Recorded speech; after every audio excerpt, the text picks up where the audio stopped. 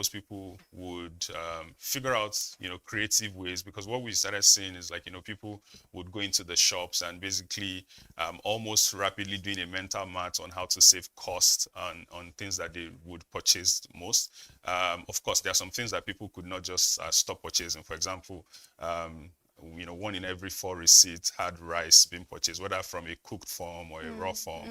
And then from the raw form, at least 25% of those receipts had also cooking oil purchased at the same time. So when it has to do with like the standard things that Nigerians wouldn't compromise on, whether they are cooking at home, most cases is rice and cooking oil. So those items were consistently being purchased, consistently increasing. So even though there was inflation, but what we're understanding is like, it's like, a moving car that was accelerating super fast, but at some point, it started reducing the acceleration. So even though the cost was going up, but what most people were doing were just calculating how best to still spend the same amount of money, because of course salaries was not increasing at the same pace at which cost was increasing. So they needed to stretch that bucket. So in summary, it's a story of resilience and discipline overall.